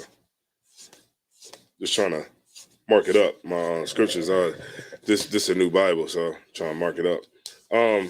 Okay, it says, among these nations shall thou find no ease, neither shall the sole of thy foot have rest, but the Lord shall give thee a trembling heart and a failing of eyes and sorrow of mind.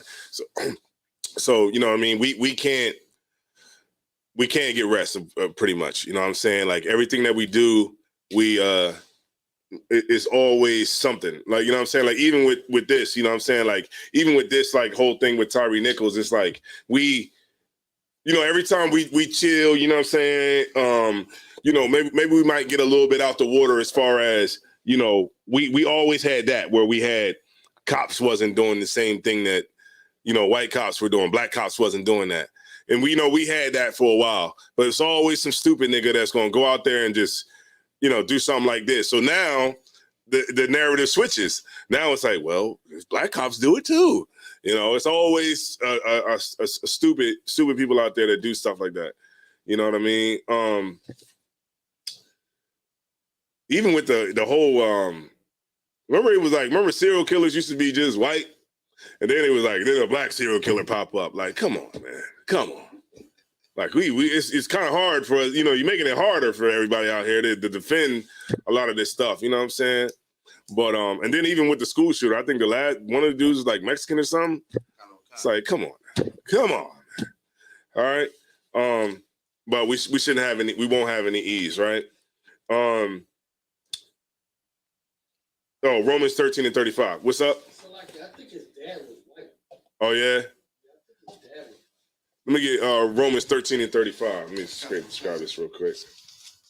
Oh, so he was Edomite? Yeah, Oh, okay.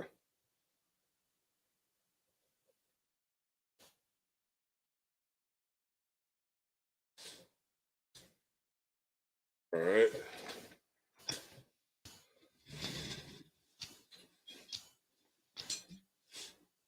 Say 13 and 5. 13 and 35. Yeah.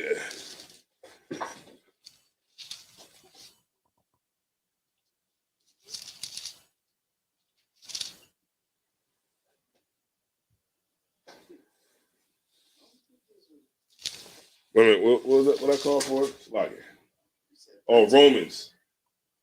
No, Romans 13 and 3. I'm sorry. 13 and 3. Yeah. Romans chapter 13 and verse 3. It's 3:25. Yeah, my bad. It's like it. Romans 3. Okay, you got it. Romans chapter 13 and verse 3. 3. For rulers are not a terror to good works. Okay, so what does that mean?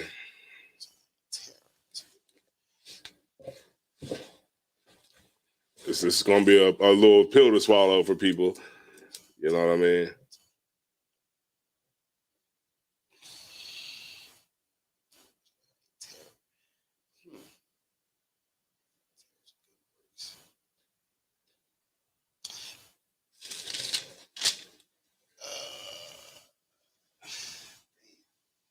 Okay, so I'll give it to you. So, okay, when you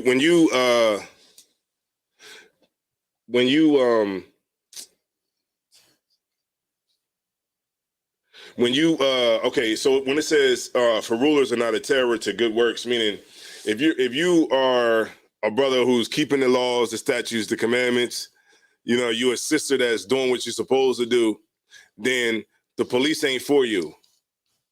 You get my point? Where you say you had it? I just didn't want to say it.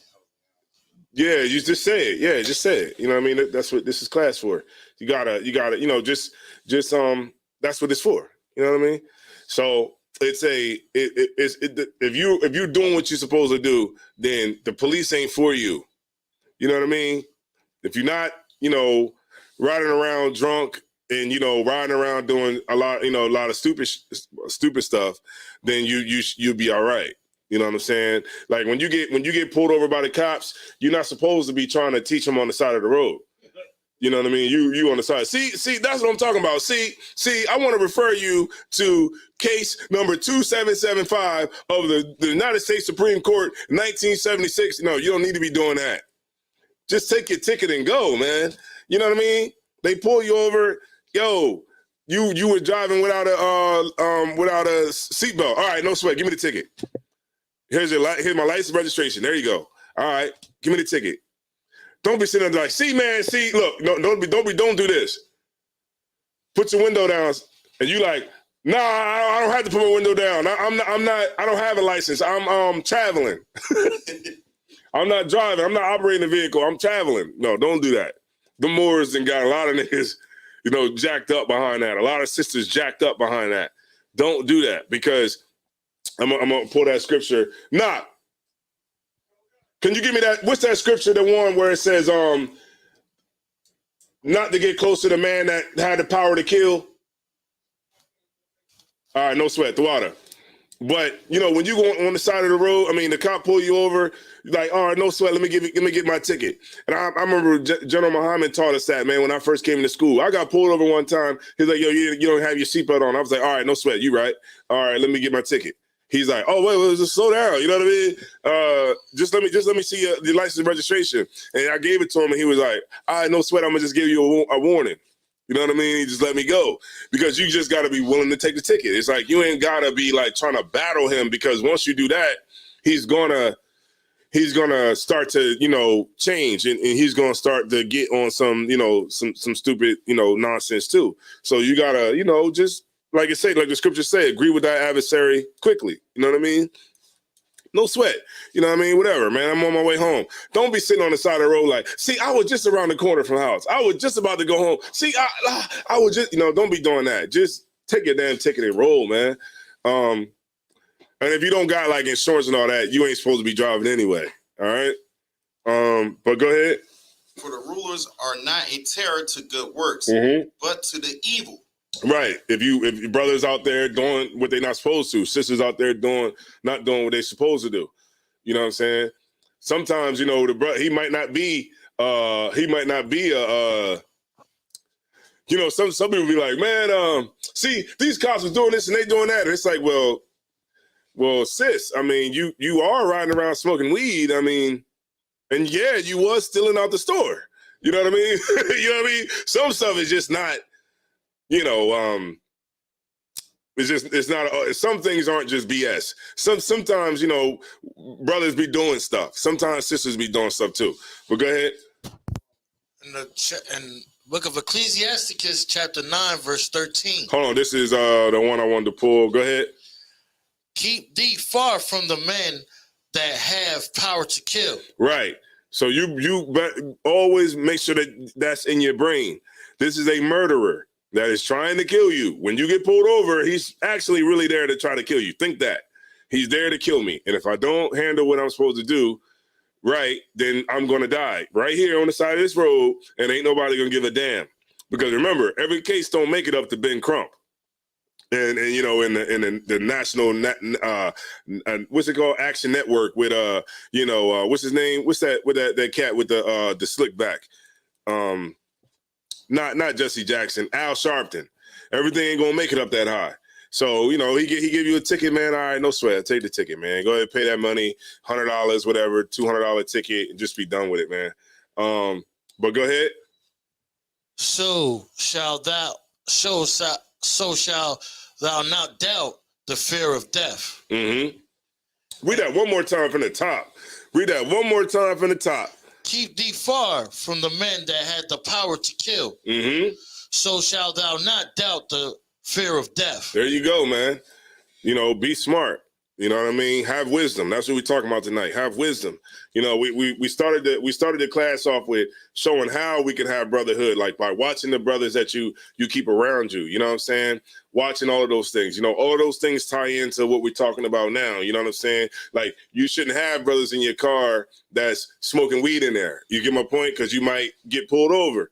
You know what I mean? You shouldn't have brothers in your car that you don't really know like that. You know what I'm saying? Because that brother might put a gun underneath of your seat. You know what I'm saying? If the cops get behind you for smoking weed. You know, this weed now is so damn loud that you can smell it. Sometimes I be smelling it. Like, I used to think when I was like in the world, and you know how like you be smoking, you wouldn't care that sometimes, you know, the cop roll up or whatever, but you can smell it. Like, yeah, like sometimes like I'll be sitting in, like I might be sitting at the light, a cat might be like smoking like back here or up there, you know what I mean? And I can smell it like, damn, you know what I mean? It's loud as hell, you know what I'm saying? And you know, so you shouldn't be riding around smoking. You shouldn't be doing those types of things because, like I said, the rulers are not a terror to good works, but to the evil. Go ahead. Oh, was there any more on that? Go ahead. Salaki. Let them know where you at, Salaki. I'm at Ecclesiasticus chapter 9, verse 13. Mm-hmm. In the second part. And if thou come unto him, make no fault, lest he take away thy life presently. Right. Like, don't make no fault. Like, okay, trying to do something to provoke this cat. You know what I'm saying? To do something to take your life, basically. So like when you like, okay, say like you battling him, right? You not putting your window down. And you know, he's coming up to the window, he's like, look, man, roll your window down. Cause you got your window, you know, they can tell when you be on some BS, right? Cause they people too. You get my point? But they come up to the window, you gotta open this far. You get my point? It's open like this, and you sitting there like this. And he's like, yo, let me get your license and registration. You like, why'd you pull me over? He like, hold on, just give me your license and registration. You like, yeah, well, you know, they be like, well, I don't gotta give you nothing. Like, well, what's your name? Oh, I don't gotta tell you my name. I'm traveling. I'm not driving. I'm just traveling. You know, I know y'all seen these videos, right? I'm just traveling. Sir, can you give me your license and registration? No, I don't want to answer any more questions. You get my point? So now you escalating it past where it could just be just a quick ticket, or maybe it might not even be a ticket. Maybe it just might be a warning. Maybe he might just be coming up to say, yo, just slow it down a little bit. You know what I'm saying? But now you didn't escalate it. You're like, I want to speak to a supervisor. Now 3 or 4 cop cars pull up now. You get my point? Now you got 4 cop cars there. When you could have he could have just told you, hey man, you know, just slow it down, you know, and just keep it moving. Right. But now you got 4 cop cars out there now. Now you're like, no, I don't want to talk to nobody. I want to talk to the sergeant. I want to talk to, you know what I mean? I want to refer you to the court case, the Supreme Court, 1972, blah, blah, blah. You know what they're going to do? They're going to break your damn window. They're going to be like, and grab them dreads you got. And they're going to drag you out by them antennas.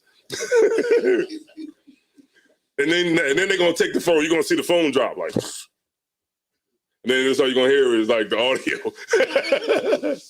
It don't even got to go there, like you said, because and it could go another way too, because like now you in the car, he don't know who the hell you are. You in there talking a lot of crazy stuff. So now you might move.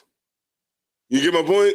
You might move or something. Like, man, I'm gonna get my phone to start recording, or you might try to, you know, push record or something like that. You move. He's like, oh, stop! Boom, boom, boom, boom, boom, boom.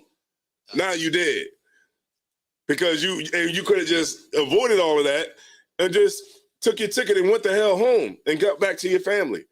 You get my point? And that's the foolishness that these people be teaching our people, man. Like they gonna beat the oppressor with paperwork. You ain't gonna beat the oppressor at his own damn game. With the Moore state. The Moore state, they gonna beat the oppressor. They gonna get out of oppression with paperwork. Do you see how stupid that sound? The oppressor respects war. You have never been able to get out of war, out of oppression and slavery without war. The good thing for us is the scriptures say the weapons of our warfare are not carnal. but spiritual, you know what I mean? Through the pulling down the strongholds. So that's the wisdom that we have to have, is a spiritual battle.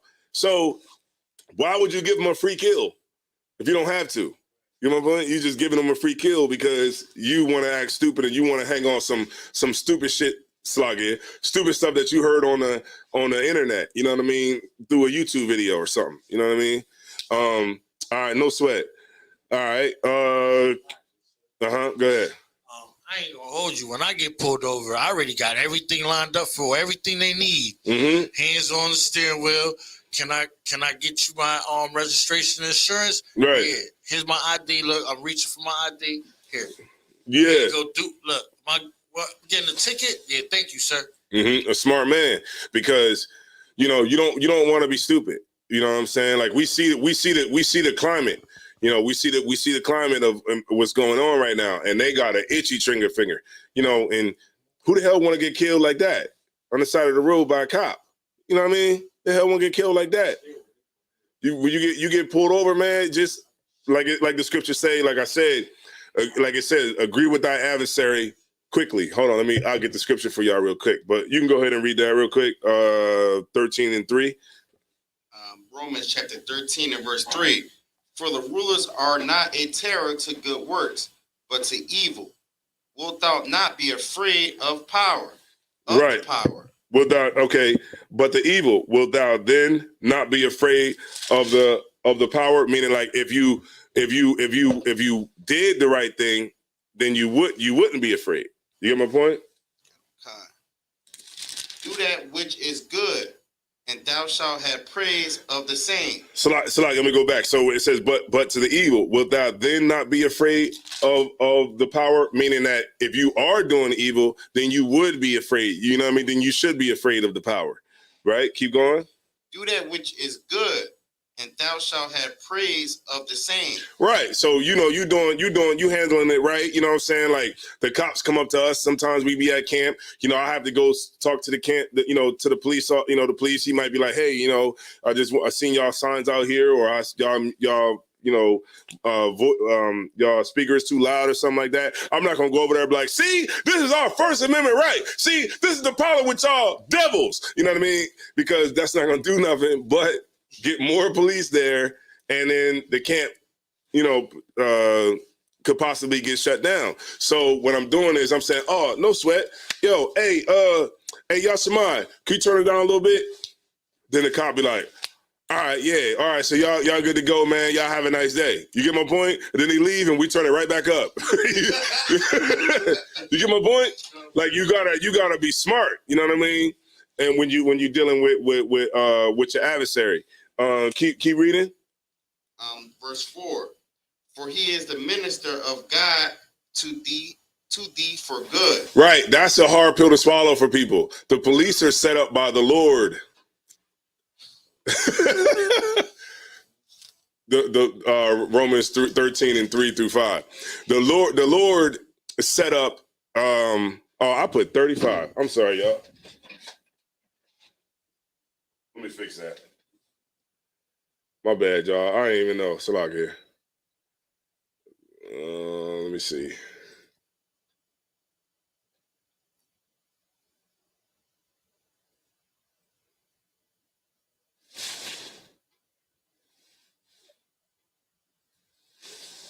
All right, there we go. All right, so okay, so for he is the minister of God for thee for good, meaning that the Lord set up the police departments. The Lord set up, the FBI. He set up all that. You get my point? Like it has to be pushback in the earth. You know what I mean? It has to be somebody that has to be there to lock you up for murder. It has to be somebody there that's going to lock you up for selling drugs. You get my point? Because if it wasn't any pushback, it would just be ridiculous. You get my point? So it has to be that the Lord set up, the police. Right? Keep going. But if thou do that which is evil, be afraid. Say that one more time. But if thou do that which is evil, be afraid. Mm-hmm. For he beareth not the sword in vain. Mm-hmm. For he is meaning what? Like he's not bearing the sword for no reason. I gave him power. Exactly. Most High in Christ, you know what I'm saying? You hit it right on the head with that. I ain't got this gun for nothing. That's what the cop is. That's what's in his mind. I ain't got this gun for nothing. It's for bad people. And so if you are out here doing stuff that would warrant me to have to come and, you know, and handle this situation, then I will do it because I don't have this gun for nothing. I don't have this sword for nothing. Keep going. For he is the minister of God, a revenger to execute wrath upon him that doeth evil. There you go. Right. But if we do right, then the law is not for us. You get my point? The law enforcement is not for me. Like, I go back and forth to school. You know what I'm saying? Go back and forth to the slavery. You know what I'm saying? I'm not doing nothing. I'm not riding around smoking. You know what I'm saying? I don't have niggas in my car that's like, I don't know. You get my point? Like, I'm not gonna have niggas in the back seat. In the back seat, I don't really know niggas like that. But I'm just around in the hood somewhere, and I don't even know these niggas. Nah, I'm not doing that. You know what I mean? I hang around y'all. You get my point? Like, I don't hang around brothers in the world. I might see a brother from the world, you know what I'm saying? They be like, yo, what up? I be like, yo, what's going on, man? How y'all brothers doing? Are y'all good? All right, yeah, no sweat, man. What you about to do? I mean, I'm about to go down to class, man. Yo, you should come through sometime. All right. They never gonna come, but you get my point? I'm not gonna sit around and, hang out with brothers like that. So I'm not gonna be involved with those types of things. Keep going. Verse 5. Wherefore ye must needs be subject, not only for wrath, but also for conscience sake. Right. So you should want to not do evil, not just because you can get punished for it. You should not want to do evil because just to have a good conscience, man. You know what I mean? You don't have to. It's good where you don't have to look over your shoulder. You know what I'm saying? Like, because it's rough now being a drug dealer, man. It's rough, man. You got this, snitching is like, that's part of like, snitching was the same thing when I was younger too. I ain't gonna say put it all off on the young niggas today, but it's like, man, it's niggas get a RICO, you done. That's why I can't even see why brothers are still like banging. You know what I mean? That makes no sense at all. I mean, they didn't learn nothing from Tekashi. It's like we just don't learn. You know how we learn? Through the knowledge of good and evil. That's how we learn. We don't learn just by learning. We got to learn the hard way. So, you know what's going to have to happen? They're going to RICO all these Bloods, all these Crips, all these gangster disciples. They're going to RICO everybody. And they're going to go down the line until they get everybody. They're going to try to. They're going to try to. You know what I mean? And niggas is just that in their head. Niggas are they just got to just think that. My gang ain't like that gang. And you see, YSL thought that same thing too. YSL, they thought, oh, man, we ain't like them. What Gunna say? Gunna was in a previous interview like, see, YSL, see, we don't snitch, man. You know what I mean? We rather die than snitch. All them niggas copped out. Every last one of them. I think it was like 2 niggas that said, nah, man, we won't go to trial. I think it was like 2. But what's the point at that point? When the other 20 people copped out, they said it was a gang. So now it's kind of like you're going to lose if you go to court anyway. So what them niggas gonna do? What them niggas do? Cop out. And guess who's gonna end up going to jail? Young Thug. Get my point? Because at the end of the day, brothers think that they gangster. They think that we think that we so tough. All of that, man. Until you get into the room with real power, with real, you know what I'm saying. And guess what? That gangster that you looking at, that you sitting across the table from, he doesn't look like, the gangster that you used to with a red rag or a blue rag or a purple rag or anything like that with dreads, and gold teeth and all that and tattoos on his face with a cross right here in the middle of his forehead. He don't look like that. You know how he look? With a suit and tie on. A suit, you know what I mean? A suit and tie and drink coffee with a blazer on. That's the real gangster. That nigga he going to change your whole life with this. You get my point? With that right there, with a pen, he's gonna change your whole goddamn life. And you so gangster though. You just shot up the block with it with the Draco, and he gonna use this to make sure that you never ever come home. And guess what? You 20. You know how long life is. You know how they say life is short. Nah, it's long when you make bad decisions. Life is long. So just imagine if you 20 years old, man, and you get life. So many young niggas is getting life now, man. Niggas is murdering they murder somebody, get life, man. Now you never coming home. Imagine that. Imagine how that feels. 50 years, man. Like, think about what Young Thug is thinking about. Young Thug is what, like almost 30, right? So he get what, 20, 30 years? He's done. His career is over. Like, he's over. You're not going to be able to do another album and come back out at 50. By that time, your whole fan base is old now. Everybody's in their 50s. We listening to, by that time, you listen to the R&B. We ain't on that. All them young niggas, they on R&B now. They ain't trying to listen to none of that. You know what I'm saying? It's over now. So remember, you want to make good decisions. You want to exercise wisdom. You want to make sure that you keep that in the forefront of your brain every single day, man. And don't ever fall off from it. Stay strong. We already going into this new year worse than we was before. So we want to make sure that we start off this year. We're going to just humor everybody. It's not really the new year, but we'll go with the narrative, right? You see what happened already, right? First month of the year, this comes out with the whole Tyree Nichols thing. You know what I'm saying? First month of the year. So just imagine what the other 11 months got.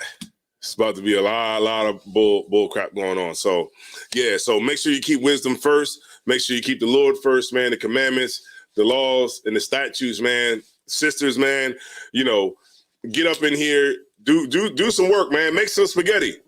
Bring it down here to the class, man. Help the prophets out, man. And with that being said, man, I think that should be good to go unless anybody got any questions in here.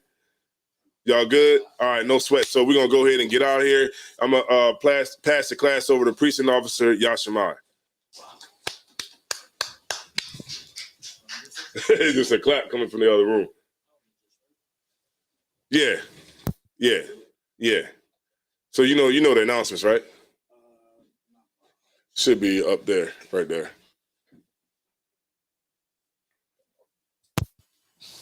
All right, let's give Cap a hand. You got to come up on the state and then if you could, he'll hit the brother attorney for you. That's fine. You can stand right there, and then he'll just turn it for you. Okay, ISUPK security announcement.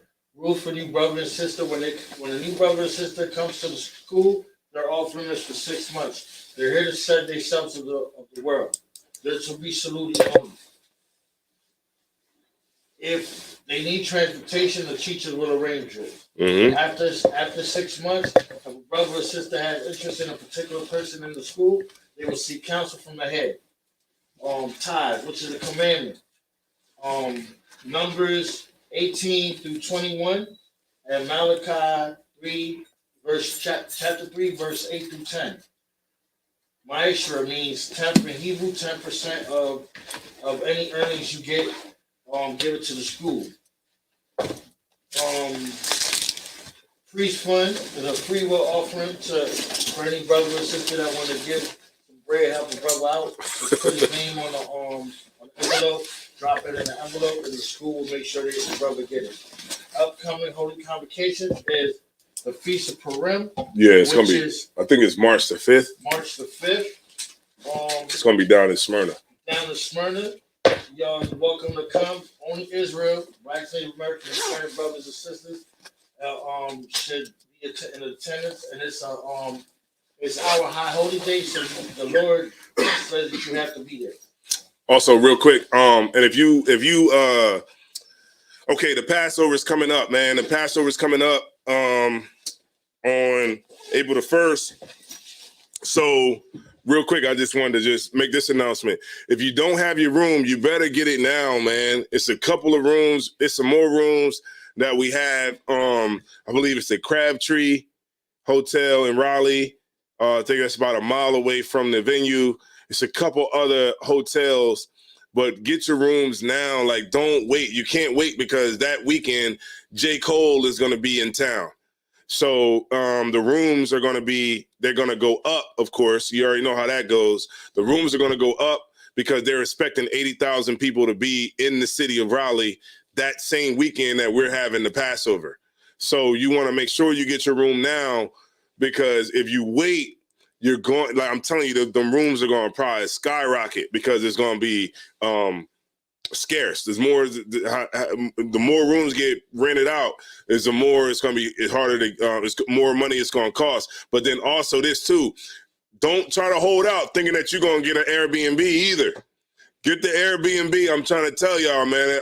Brothers had told me they was looking for Airbnbs for a minute. You know what I'm saying? And the Airbnbs was available through the week, but not on the weekend when you're going to need it. So get whatever. If you plan on going to Passover, get on it now. You know what I'm saying? Book your room, man, and you know, and beat the traffic that's going to eventually come. Well, it's already traffic now, but I'm trying to tell you, the more you closer we get to the day, it's going to be harder to get. Okay. And, reminder for Akim and Aqua to check the bulletin board to see if anything like coming up. And you know, summertime, we're going to be doing the barbecues real big. So make sure you check for your dates. And any brother that wants to be a trooper in the school, start wearing all black boots, shirts, pants, headbands, and scarf. And with that, imagine we're going to give the courtesy salute to the brothers. Ahmad Shabbat. Imagine. Shabbat. Yahweh Shem Yahushua Barakathon. Yaja Matah. Sorry means turn it, face the sister. We're going to give the sisters a courtesy salute. Madam Israel, Ahmad Shabbat. Ahmad Shabbat. Yahweh Shema Olathon Ba Shem Yahushua. Yaja Matah. Class dismissed.